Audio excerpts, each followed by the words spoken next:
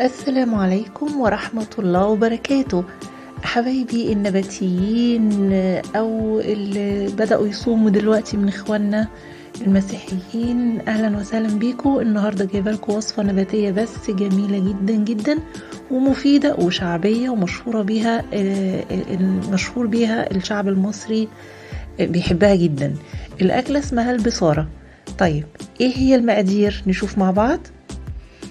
المقادير زي ما احنا عارفين: 2 كوب فول مدشوش، 3 حزمة خضرة، بقدونس، شبت، كزبرة، كرات حسب الرغبة، 2 بصلة، 4 فص توم كبير، 4 حبة فلفل رومي، و1 حبة فلفل رومي حار.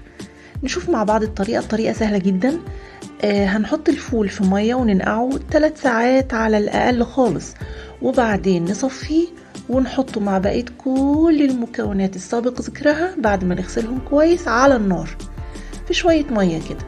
هتغلي بقى المية مش كتير على فكرة.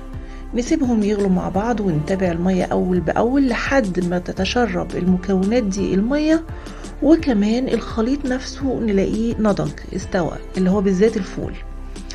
طيب بعد كده هنعمل ايه؟ هنقفل عليه ونشغل الهاند بلندر او نحط الكلام ده في الخلاط ونطحنه كويس جدا جدا ونهرسه. بعدين نحط ملح، كمون، وطبعا ونظبط بقى الطعم بتاعنا زي ما احنا حابين، بس انا ما بحطش ازيد من ملح وكمون وشوية شطة.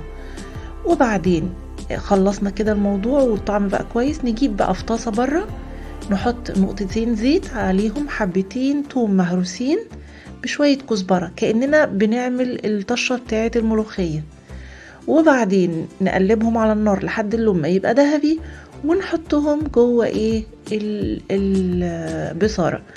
وبعدين نصب البصارة ونسيبها، يعني اللي عايز ياكلها سخنة ماشي، هي بتتاكل اصلا باردة، يعني في ناس ممكن تسيبها لما تبرد خالص وتتماسك وياكلوها مع العيش والبصل الاخضر لو حابين.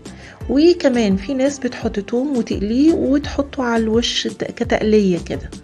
طبعا دي برضو حسب الرغبة.